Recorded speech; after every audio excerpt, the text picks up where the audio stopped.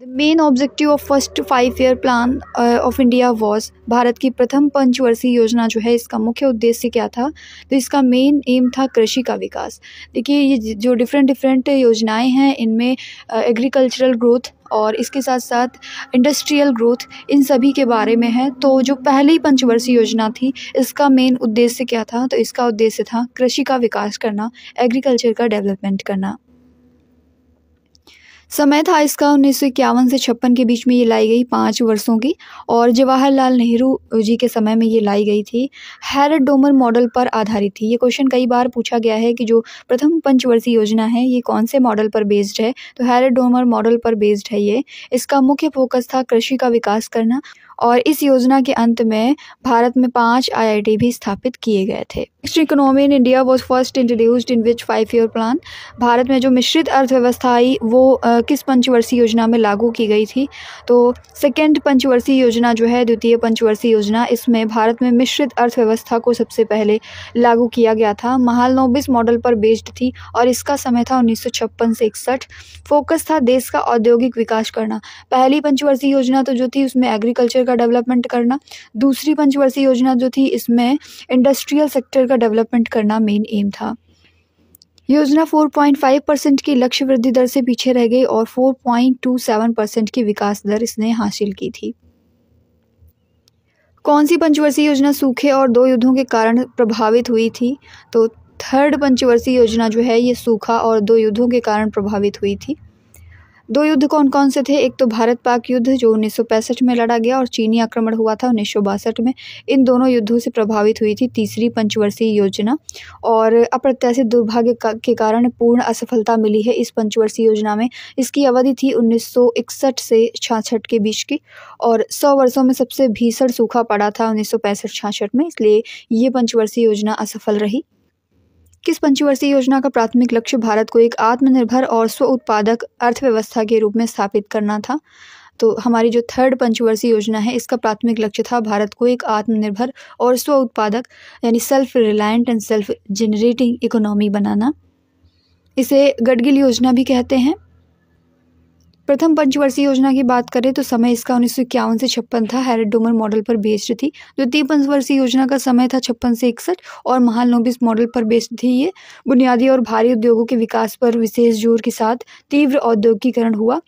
First पंचवर्षीय योजना कृषि पर बेस्ड थी और सेकेंड जो थी हमारी इंडस्ट्रियल डेवलपमेंट पर बेस्ड थी। ओके, थर्ड पंचवर्षीय योजना की बात करें तो इसका समय 1961 से 66 था और इसे गडगिल योजना भी कहते हैं। स्थिरता के साथ विकास यानी ग्रोथ विद स्टेबिलिटी के विशिष्ट उद्देश्य के साथ कौन सी पंचवर्षीय योजना स्टार्ट की गई? तो चौथी पंचवर्षीय योजना जो है वो ग्रोथ विद स्टेबिलिटी इस स्पेसिफिक ऑब्जेक्टिव के साथ में लॉन्च की गई थी। इसका ईयर था 1969 से 74। इस योजना के 2 मुख्य उद्देश्य थे, स्थिरता के साथ विकास और आत्मनिर्भरता की उत्तरोत्तर उपलब्धि। 1971 का जो भारत पाक युद्ध हुआ इसी पंचवर्षीय योजना के दौरान हुआ था। Operation flood was launch during this plan. Operation flood जो है वो भी इस ही पंचवर्षीय योजना के दौरान लॉन्च किया गया था। इंदिरा गांधी गवर्नमेंट ने 14 प्रमुख भारतीय बैंकों का राष्ट्रीयकरण भी किया इसी दौरान। गरीबी हटाओ का नारा किस पंचवर्षीय योजना में दिया गया था?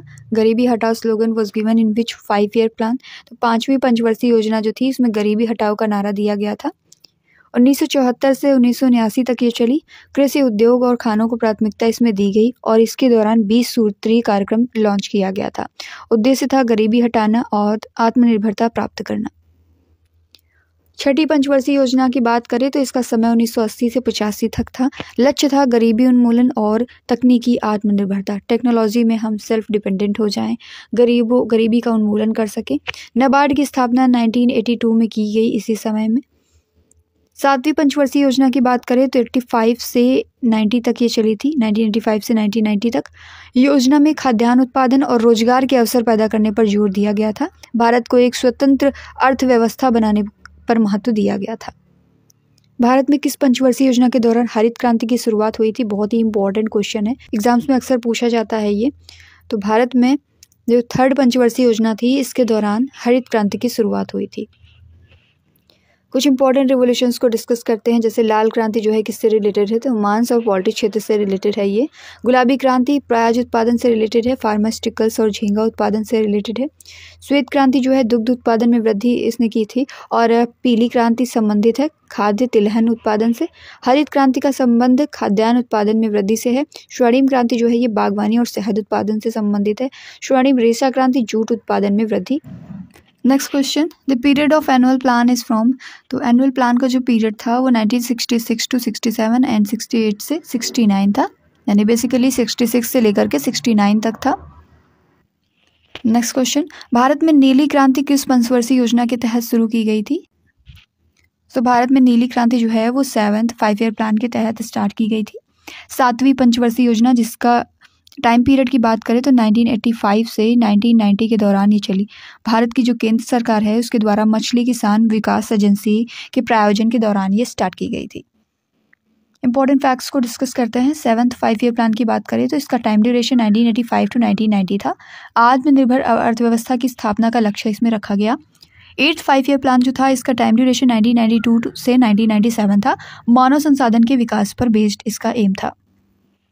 समावेशी विकास यानी इंक्लूसिव ग्रोथ जो है ये किस पंचवर्षीय योजना का लक्ष्य था? तो हमारी जो 11th पंचवर्षीय योजना है उसका लक्ष्य था इंक्लूसिव ग्रोथ करना।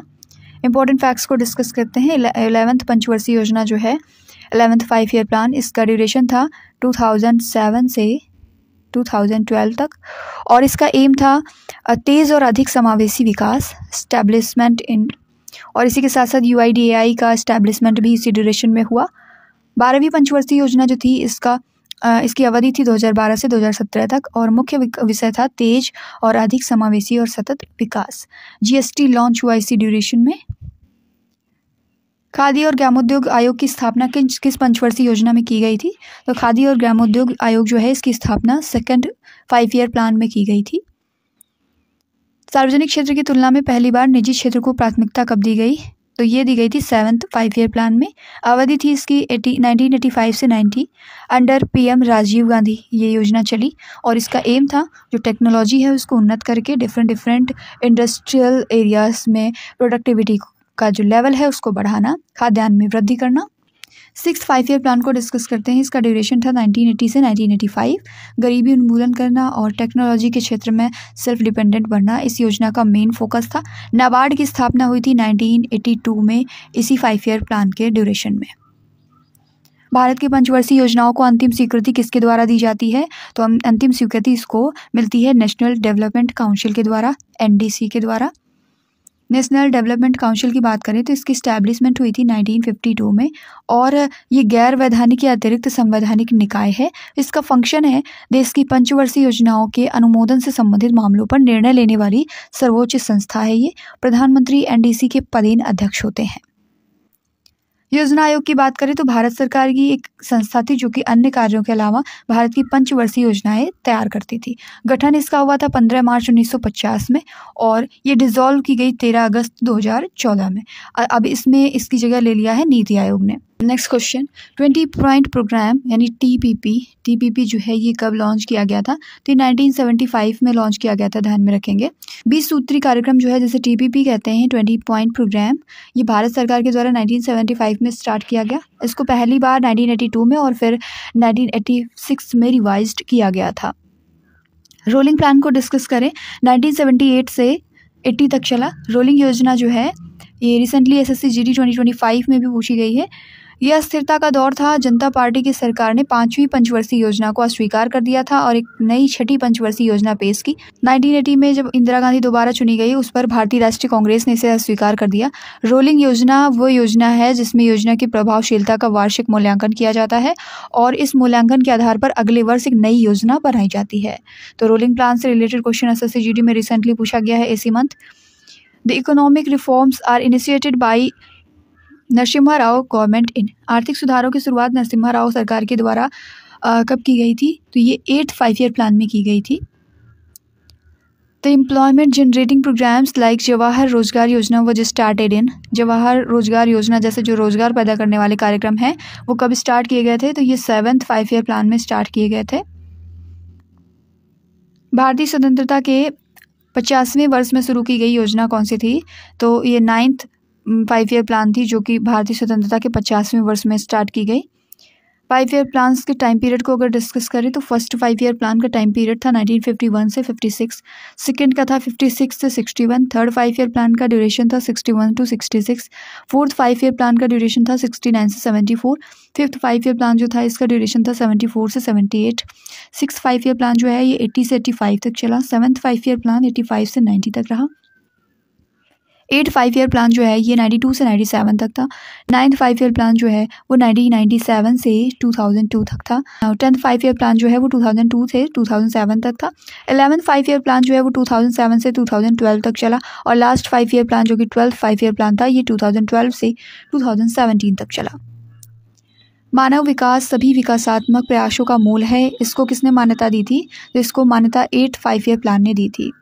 8वीं पंचवर्षीय योजना जो कि चली थी 1992 से 97 के बीच में, मानव विकास संसाधन मानव मॉडल के विकास को इसमें प्राथमिकता दी गई थी। The plan acted as the working engine of Rao and Manmohan model economic developments. Bharat में उदारीकरण, निजीकरण और वैश्वीकरण की शुरुआत इसमें हुई थी, LPG।